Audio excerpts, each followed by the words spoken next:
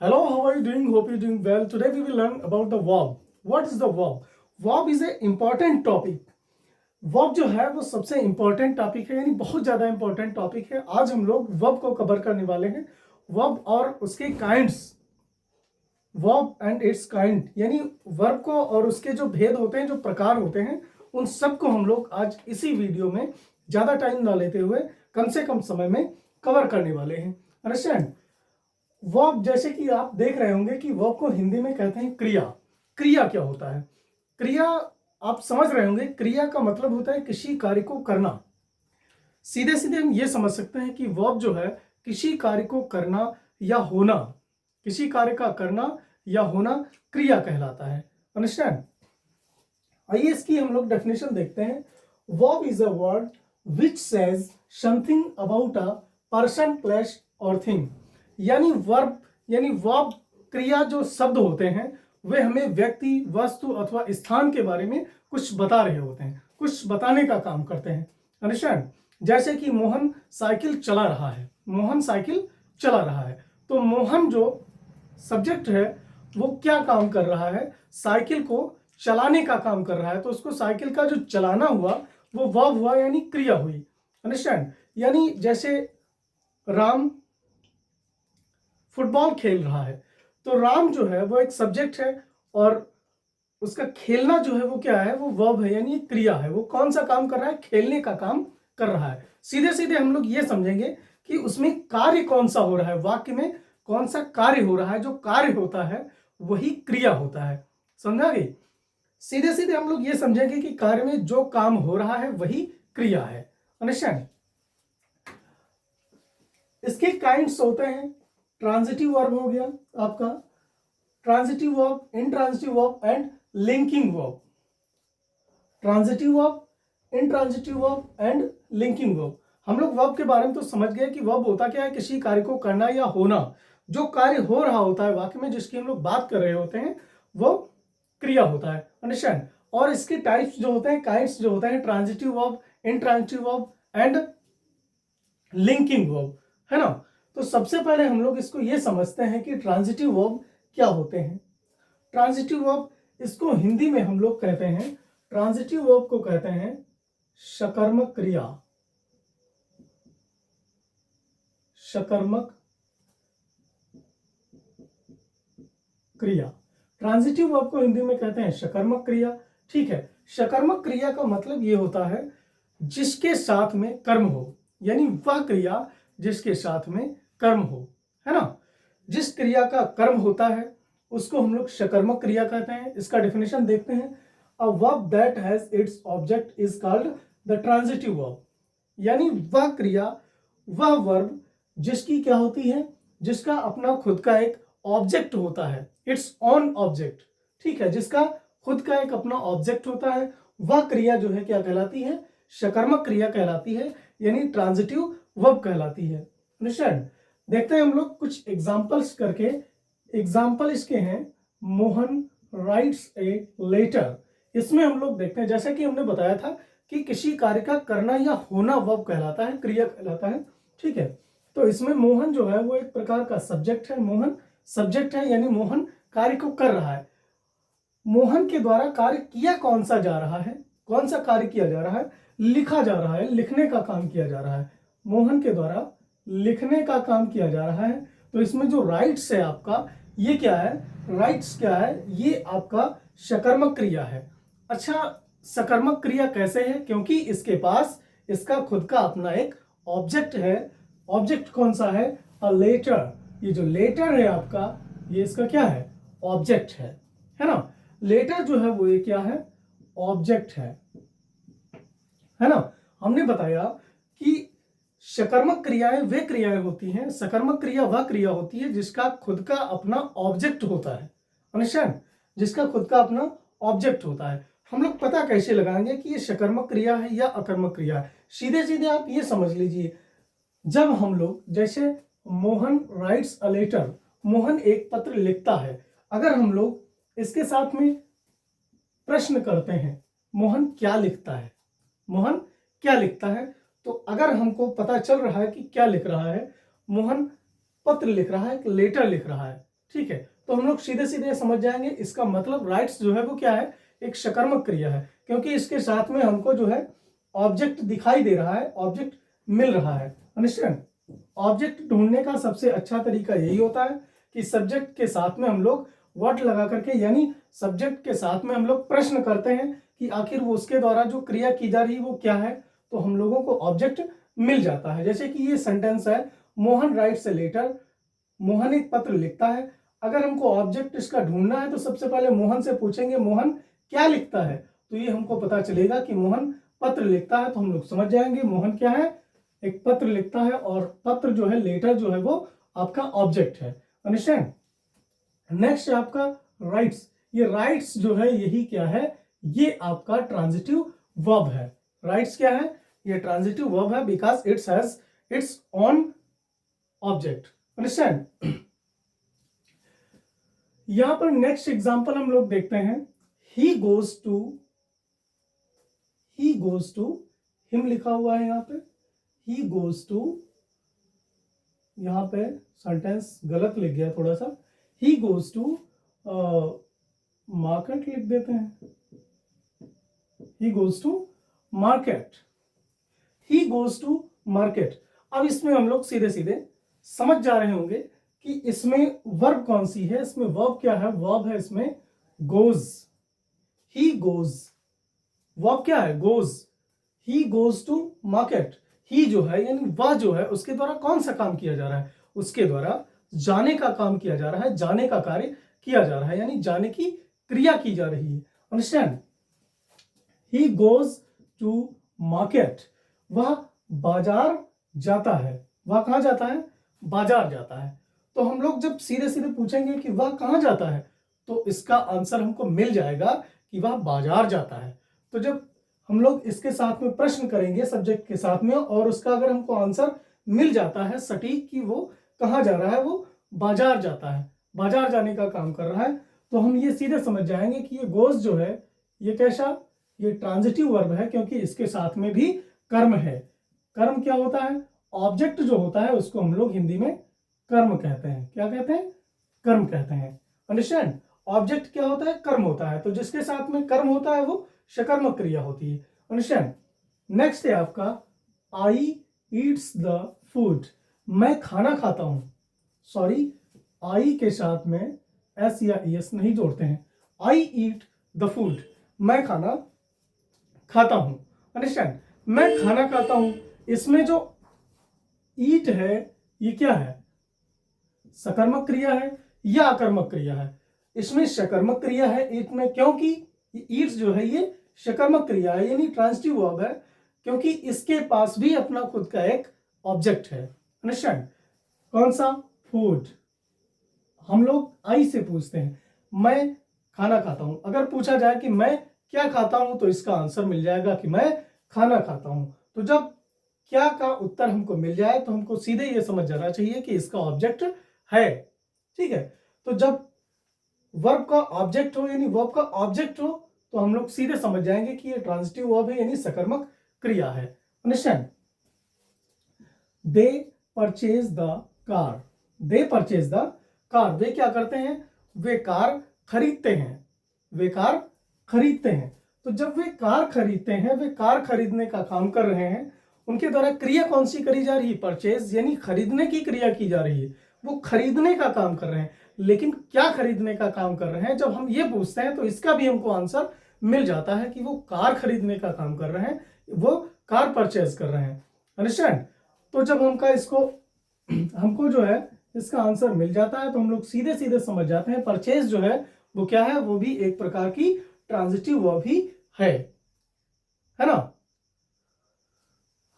इतना समझ में आ गया होगा आपकी कि ट्रांजिटिव वर्ब क्या होता है।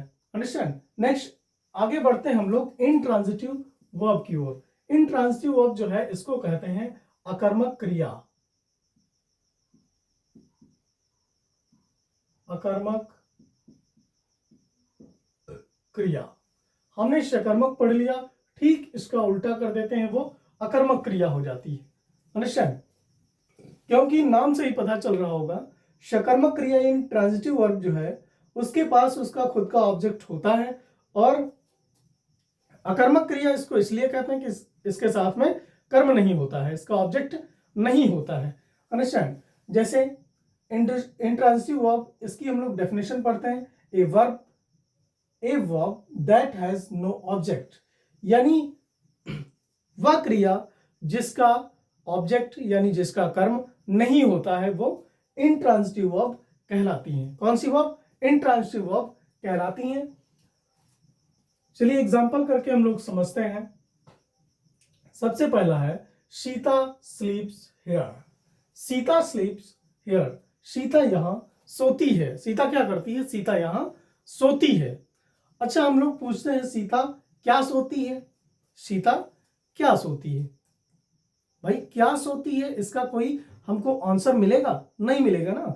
तो जब तक हमको हमारे क्या का आंसर नहीं मिलता है तब तक हम ये समझेंगे कि ये ट्रांजिटिव वर्ब नहीं है ना, क्योंकि सीता क्या सोती है इसका हमें आंसर नहीं मिला, इसलिए हम समझ गए कि ये जो है इसमें जो स्लीप्स है, ये जो स्लीप्स है आपका, ये अकर्मक क्रिया है, इनट्रांजिटिव वर्ब है। अंडरस्टैंड? इनट्रांजिटिव वर्ब है क्योंकि इसके पास कोई इसका ऑब्जेक्ट नहीं है। अंडरस्टैंड? नेक्स्ट है आपका Mohan baths in the river. Mohan नदी में नहाता है। मोहन क्या नहाता है? हमने ये बताया था कि क्या लगा करके आपको ऑब्जेक्ट ढूंढना है। अब यहां पर कहां नहीं लगा देना, जैसे कि सीता स्लीप्स हियर, तो आप ऐसे इसको मत कर लेना कि सीता कहां सोती है तो इसका आंसर हमको मिल जाए यहां सोती है, ऐसे नहीं करना है। सिर्फ और सिर्फ क्या लगाना है, हमको क्या लगा करके ढूंढना है। क्या लगाने से हमको क्या मिलता है? ऑब्जेक्ट। क्या लगाने से ऑब्जेक्ट प्राप्त होता है। अंडरस्टैंड? क्या लगाने से क्या होता है? हमको ऑब्जेक्ट प्राप्त हो जाता है, ऑब्जेक्ट मिल जाता है। और ये नहीं है जैसा हमने बताया कि कहाँ नहीं लगा देना है, ऐसे तो इसमें सब में ऑब्जेक्ट आपको मिल जाएगा जबकि वो ऑब्जेक्ट नहीं है। ठीक है, सीता स्लीप्स हियर, सीता यहां सोती है, तो आपको ये नहीं पूछना है सीता कहाँ सोती है, ये पूछना है सीता क्या सोती है। भाई नींद सोती है, उसमें आपको कोई ऑब्जेक्ट मिल रहा है? नहीं मिल रहा है, इसलिए ये अकर्मक क्रिया है, इंट्रांजिटिव वर्ब है। नेक्स्ट है आपका Mohan baths in the river. Mohan नदी में नहाता है। मोहन कहाँ नहाता है? नदी में नहाता है। अगर आप कहाँ लगा देंगे तो इसमें गड़बड़ हो जाएगी। हमने बताया कि क्या लगा करके आपको ऑब्जेक्ट ढूंढना है, फाइंड करना है। Understand? Mohan baths in the river, Mohan क्या नहाता है? मोहन क्या नहाता है इसका हमें कोई आंसर नहीं मिलेगा। अंडरस्टैंड? तो हम लोग ये समझ जाएंगे कि इसमें जो बाथ्स है, ये जो बाथ्स है, मोहन के द्वारा क्या काम किया जा रहा है? नहाने का काम किया जा रहा है, लेकिन इसका कोई अपना ऑब्जेक्ट नहीं है, इसलिए हम लोग इसको क्या कह देंगे? अकर्मक क्रिया कह देंगे, यानी इंट्रांजिटिव वर्ब कह देंगे। अंडरस्टैंड? नेक्स्ट आगे बढ़ते हैं। आगे है अपना लिंकिंग वर्ब। लिंकिंग वर्ब को हम लोग कहते हैं संयोजक क्रिया। इसको क्या कहते हैं? संयोजक क्रिया। संयोजक क्रिया, हिंदी में हम लोग लिंकिंग वर्ब को कहते हैं संयोजक क्रिया। अच्छा, लिंकिंग वर्ब यानी ये लिंक मिलाती है। क्या करती है? लिंक देती है ना, यानी मिलाने का काम करती है। अंडरस्टैंड? संयोजक, संयोजन करने का काम करती है, मिलाने का काम करती है। किसको किससे मिलाने का काम करती है? आइए देखते हैं। The verb that connects the subject with the complement, यानी वे वर्ब, वे क्रियाएं जो सब्जेक्ट को उसके कंप्लीमेंट के साथ में मिला देती हैं। कंप्लीमेंट क्या होता है? पूरक, यानी कंप्लीमेंट। जैसे कि देखिए एग्जाम्पल है, मोहन इज ए कारपेंटर। इसमें जो आपका ये कारपेंटर है, ये क्या है? ये इस सेंटेंस का कंप्लीमेंट है, कंप्लीमेंट है। ये जो कारपेंटर है ये आपका क्या है? इस सेंटेंस का कंप्लीमेंट है। कंप्लीमेंट का मतलब होता है पूरक, हिंदी में इसको कहते हैं पूरक। यानी ये जो पूरक है, कंप्लीमेंट है, अगर ये ना हो, इसको छुपा करके आप पढ़िएगा, मोहन इज मोहन एक है, क्या है? मोहन क्या है? इस सेंटेंस का हमको पूरा आंसर नहीं मिलेगा, पूरा का पूरा अर्थ नहीं निकलेगा, सेंस नहीं निकलेगा। और जब तक सेंस नहीं निकलेगा तब तक ये सेंटेंस अधूरा है, गलत है। अंडरस्टैंड? तो हम लोग जब इसके ऊपर से हाथ हटाते हैं, इसका मतलब निकलता है कि Mohan is a carpenter, Mohan एक बढ़ई है, मोहन एक बढ़ई है, इसका हमको आंसर मिल जाता है। तब हम लोग ये समझते हैं कि इसमें जो आपका ये वर्ब है इज, ये क्या है, इज जो है वो एक लिंकिंग वर्ब है। अंडरस्टैंड? इज क्या है, लिंकिंग वर्ब है। नेक्स्ट है आपका I am, sorry, I am happy, मैं प्रसन्न हूं, मैं खुश हूं। अंडरस्टैंड? मैं खुश हूं। ये जो है आपका इसमें एम जो है, एम क्या है, ये एक प्रकार का आपका लिंकिंग वर्ब है, यानी संयोजक क्रिया है, क्योंकि आई के साथ में इसका लिंक कौन दे रहा है, हैप्पी, है ना। आई और हैप्पी को लिंक कौन कर रहा है, एम। एम जो है ये आई और हैप्पी को जोड़ने का काम कर रहा है, कनेक्ट करने का काम कर रहा है, एक की नाक पकड़ के और एक की पूंछ पकड़ के आपस में जोड़ने का काम कर रहा है, कौन, एम। तो एम क्या हुआ, लिंकिंग वर्ब हुआ। अंडरस्टैंड? ठीक उसी तरह हम लोग हैप्पी को छिपा लेते हैं, आइए मैं हूं, क्या हूं, जब तक हम लोग हाथ नहीं हटाते हैं तब तक इस सेंटेंस का कोई भी सेंस नहीं निकल रहा है। जब हटाया तो हैप्पी इधर निकल के आया और ये पूरा का पूरा सेंटेंस हमने बनाया। अंडरस्टैंड? आई एम हैप्पी, मैं प्रसन्न हूं। अंडरस्टैंड? इसमें हैप्पी जो है ये क्या है, ये भी कंप्लीमेंट है। अंडरस्टैंड? सीधे सीधे हम लोग बात कर रहे हैं लिंकिंग वर्ब की, तो इसमें इज लिंकिंग वर्ब है, इसमें एम लिंकिंग वर्ब है। रेखा वाज सैड, रेखा और सैड को कौन मिलाने का काम कर रहा है, ये वाज। तो वाज क्या है, लिंकिंग वर्ब है। अंडरस्टैंड? सी वाज फैट, इसमें फैट और सी और फैट को मिलाने का काम कौन कर रहा है, वाज, इसलिए वाज क्या है, ये भी आपका लिंकिंग वर्ब है। अंडरस्टैंड? लिंकिंग वर्ब भी आपकी समझ में आ गया होगा। अंडरस्टैंड? बहुत ही सरल भाषा में हमने समझाने का प्रयास किया है आपको, और आशा करते हैं कि समझ में आया होगा। बेहतरीन। चलिए अब हम लोग इसी का एक मिलता जुलता स्वरूप, इसी का एक भाई, जो कि यहां पे हमने पहले से लिख रखा है, एक्सिलरी वर्ब। एक्सिलरी क्या होता है, एक्सिलरी वर्ब क्या होते हैं, इनको हम लोग आज जानेंगे। एक्सिलरी क्या है भाई, इसको कहते हैं सहायक क्रिया, इसको हिंदी में कहते हैं सहायक क्रिया। भाई एक्सिलरी को कहते हैं, देखिए इधर जगह नहीं बची है, ऊपर लिख देते हैं, सहायक क्रिया। क्या कहते हैं, सहायक, सहायक क्रिया, है ना। इंग्लिश में हेल्पिंग वर्ब भी कहते हैं, हेल्पिंग वर्ब। अंडरस्टैंड? सहायक क्रिया यानी helping verb. Understand? Auxiliary verb की हम लोग डेफिनेशन पढ़ते हैं।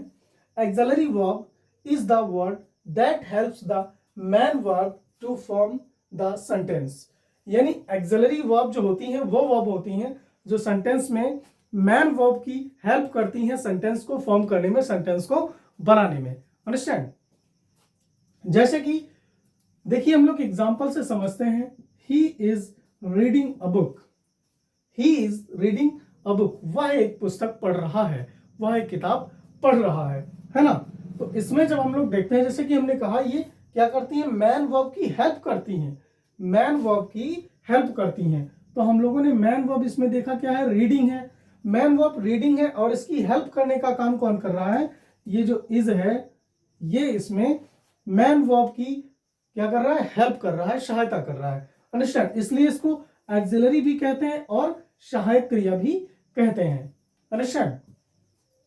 ये आपका मैन वर्ब है, और इज जो है, इज ये क्या है, ये एक्सिलरी है, या इसको हेल्पिंग वर्ब भी कह सकते हैं। अंडरस्टैंड? नेक्स्ट है आपका दे आर बाथिंग, वे नहा रहे हैं, वे क्या काम कर रहे हैं, वे नहाने का काम कर रहे हैं। इसमें आपका जो बाथिंग है ये आपका मेन वर्ब है। बाथिंग क्या है, बाथिंग मेन वर्ब है, और इस मेन वर्ब की हेल्प कौन कर रहा है, ये आर कर रहा है। आर क्या है, ऑक्सिलरी है, यानी सहायक क्रिया है, हेल्पिंग वर्ब है। ठीक है, नेक्स्ट है आपका she was cooking food. She was cooking food, इसमें जो आपका कुकिंग है ये मेन वर्ब है। कुकिंग क्या है? मेन वर्ब है। और इसकी हेल्प कौन कर रहा है? ये वाज कर रहा है। कौन कर रहा है? वाज कर रहा है। तो इसलिए इसमें वाज क्या है? वाज भी आपका एक्सिलरी है। क्या है? Axillary verb. एक्सिलरी वर्ब है और कुकिंग जो है ये मेन वर्ब है। अंडरस्टैंड? इसमें आर आपका जो है ये एक्सिलरी है। एक्सिलरी को कहते हैं हेल्पिंग वर्ब। ठीक है, इसको हेल्पिंग वर्ब भी कहते हैं। जो भी हेल्पिंग वर्ब होती है, इज, एम, आर, वाज, वर, ठीक है, ये सारी एक्सिलरी भी कहलाती हैं और हेल्पिंग वर्ब भी कहलाती हैं। अंडरस्टैंड? अच्छा, एक्सिलरी और लिंकिंग वर्ब देखिए, इसमें भी was, were, is, am, are है ना, और इसमें भी is, am, are, was, were है। तो इसमें होता क्या है? इसमें एक्सिलरी में और लिंकिंग वर्ब में फर्क क्या होता है? आइए देखते हैं एक्सिलरी और लिंकिंग में क्या फर्क होता है। एक्सिलरी वर्ब हो गई, ठीक है, और लिंकिंग वर्ब हो गई।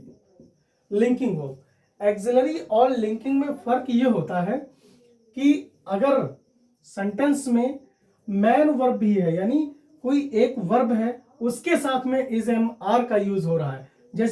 जैसे कि इसमें आपका रीडिंग है।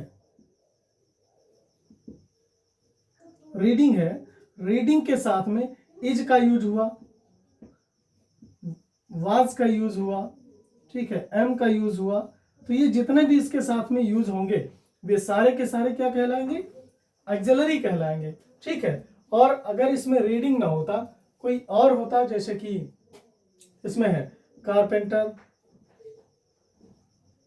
कारपेंटर के साथ में इज यूज हुआ, he is a carpenter, he is a clever boy. ठीक है, इस प्रकार का अगर कोई सेंटेंस होता है, ठीक है, तो उसको हम लोग लिंकिंग वर्ब कहते हैं। मतलब ये सीधे सीधे समझ जाएंगे, एक्सिलरी वर्ब ये होते हैं जिनमें कोई वर्ब होती है और उसकी हेल्प करने के लिए इज, एम, आर, वाज, वर का यूज किया जाता है। इज, एम, आर, वाज, वर के साथ में कोई और वर्ब होती है, तब हम लोग उसको एक्सिलरी कह देते हैं। और अगर उसके साथ में कोई दूसरी वर्ब नहीं होती है, कंप्लीमेंट होता है, तो हम लोग इसको लिंकिंग वर्ब कह देते हैं। अंडरस्टैंड? आशा करते हैं कि इतना बहुत बेहतरीन आपकी समझ में आया होगा। हम लोगों ने आज बहुत ही कम समय में और बहुत ही मतलब जो है बेहतरीन कंटेंट देने की कोशिश कर रहे हैं। ठीक है, और आप जो है ये आज वर्ब का हमने सुपड़ा साफ कर दिया है, वर्ब को हम लोगों ने कवर किया है। इससे पहले पार्ट्स ऑफ स्पीच के जितने भी वीडियोस हम लोगों ने अपलोड किए हैं वो सारे के सारे आप देख लीजिएगा। तो आपका जो ये पार्ट्स ऑफ स्पीच का एक ये पार्ट है वर्ब, ये भी आपकी पूरी तरह से समझ में आ जाएगा। चलिए मिलते हैं नेक्स्ट टाइम, तब तक के लिए थैंक्स।